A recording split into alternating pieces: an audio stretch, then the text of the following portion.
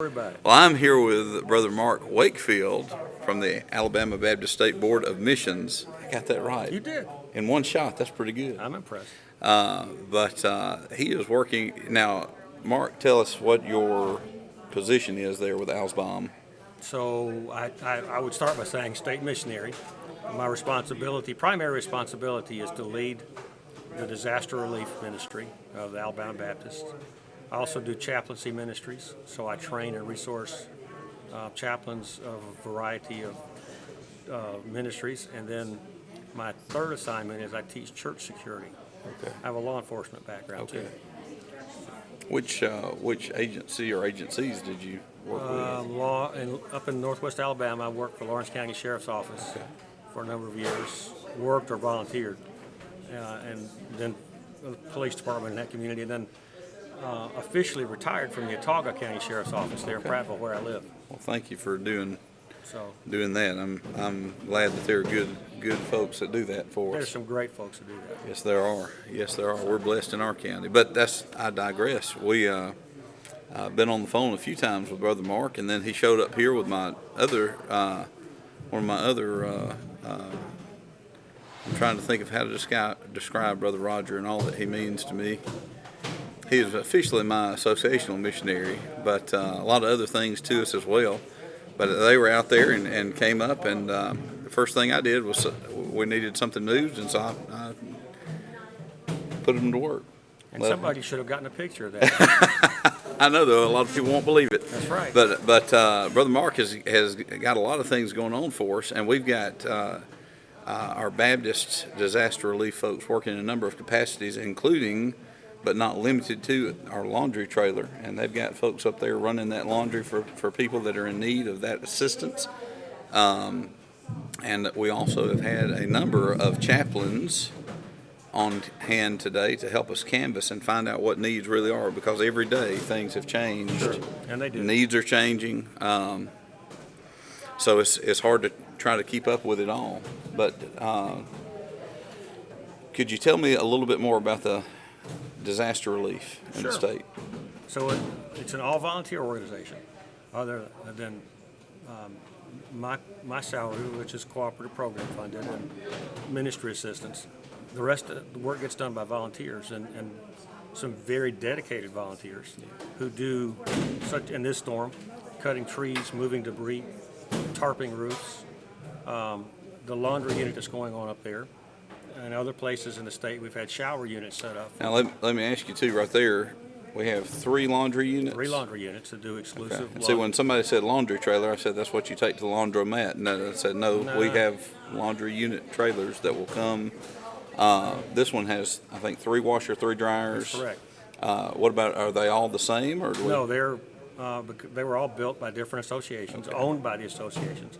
One of them has 4 washers and dryers in it, and I think the other one has 3. And then how many shower trailers? We have 15 shower trailers. Okay. And they come set up to provide that service for people that, especially our need is, when you think about disasters, if you think about a hurricane coming in like a paintbrush, well, with a tornado, it's more like a pencil line or a Sharpie line.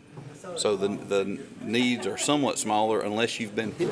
Yeah. And then you don't have anything. And even some of the donations, and people have been gracious with bringing donations, but they'll bring in things that need to be in refrigerators. Well, somebody's refrigerator's in the next county. And so, Sure. It's But people want to help, and yeah. they help in ways that they think would be helpful. Not always the wisest for the situation, but they want to be helpful. Well, it's something, but our disaster relief is equipped to handle all sorts and all sizes of emergencies. So we could put one team in an area just to help with a local, where a week before this storm, there were some tornadoes that hit very isolated areas, but where it hit was very devastated. But so a local team would go in there and just take care of that in a day. But in larger areas, in this county, there have been, I know, 2 teams that have worked over here at the Calhoun Association, and they split up into multiple teams plus Etowah Association. but we've had in Birmingham area, I've had 4 different associations working there. And then over in Centerville, we've had about, I think, 4 different associations working there. So last fall in Hurricane Sally, we had over 600 volunteers throughout about a 5 or 6 week deployment. Some other states sent 100 of those volunteers at various times. So not only do we have a lot of people in Alabama who are trained, credentialed, background checked, but other states do, and they offer to help. And so it's one of the coolest things to see how the body of Christ comes together to do very practical things like the laundry, like the shower, like the chainsaw or the skid steer or the tarp, or in flooding. We had volunteers the week before this happened in Kentucky helping them clean up after a major springtime flood. Wow. And that's a whole another Different animal. Yeah, it really is. We have chaplains who are trained to be with people in crisis, not necessarily to talk to people, but to listen to people, help them talk through, to help them problem solve and find resources. We're supported by an incredible admin team of volunteers. We have a temporary child care unit that if an area has a lot of families affected and they need to go sign up, register for help, we can look after the children during that time. And then sometimes communication is necessary. We use amateur radio to provide communication when the cell towers are not working. So there are a lot of things about disaster relief that people get involved See, I didn't know that, and I just had gotten my amateur license I guess about a year ago. So and that's why I might have to get tied in with that. We'll see. Sure. We'll see. Well, and again, for a lot of people, they wonder, why do you do what you do? And I always say, I'm glad you asked that. And that is a lot of times a lead-in to being able to share the gospel with somebody. We sent chaplains to Northern California after the huge Paradise Fire 2 years ago. And I really was a little bit concerned about how they would receive Baptist Christian chaplains, but the church we were serving out of was meeting very practical needs, pet food, which is incredibly important in Northern California, but they were also giving hot meals and cleaning supplies. But they would allow the chaplains to sit down and visit with people, and they would often say, why do you came all the way from Alabama, why would you do that? Well, I'm glad you asked. It's because Jesus loved me enough to change my life through forgiving my sin, coming into my life, and he's given me opportunity to love people back, and this is just one way of talking with some other folks, and there are a lot of people out there that want to help because they're just good folks. Sure. But for a Christian, a believer in Jesus Christ, it's more than just a desire to help, because for us it is an act of worship. Jesus said the person in need is your neighbor. Yep. And to worship God, you're to love Him with all your heart, soul, mind, and strength, but then love your neighbor like yourself. Jesus knew we had a need, and so He met that need. And so think about the Great Commission primarily being about making disciples. Well, there are a lot of people in your church and our churches who they'll tell you, I'm not going to teach a Sunday school class. I can't be a deacon. But they find out they can take a chainsaw or a skid steer or a hammer or a knife and a bucket and a wheelbarrow and minister to people. And you see barriers broken down, people who are hostile or resistant or just don't give a rip about the gospel. When they see these men and women love on them through practical acts of service, they want to know why, or they're much more open to having that conversation.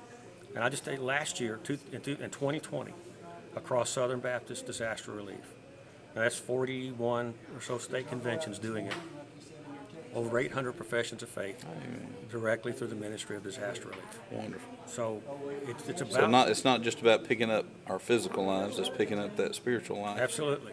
Anybody can go out and cut trees and move stuff.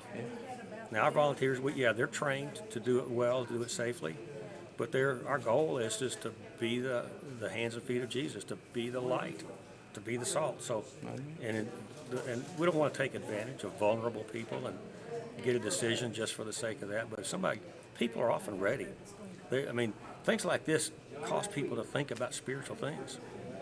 So it's hard when we have everything we need, when all our needs are met, to even consider that there might be more to life. The Lord can show you that at that time, but yeah, we don't think about it as often. But a couple of homeowners this morning, I said, okay, where were you? One lady's in her house, and she assured us that if she had lost her life, and because it came like her yard, everything around her house is destroyed, and her house is pretty much intact. But she said, I'm ready to go. I'm ready to meet Jesus. But the guy next door, in a mobile home, everything around is destroyed. His mobile home is intact. He was not there, but probably wasn't ready to meet Jesus if he had died in that. Why do you think you're still here? So we have an opportunity to have conversations about Those spiritual things. spiritual things, yeah. Well, thank you, Brother Mark. I appreciate it. Mark Wakefield, Alabama Baptist State Board of Missions. Thank you for serving the Lord and serving our people. Thank you, brother. Thanks for letting us come alongside you here. Absolutely.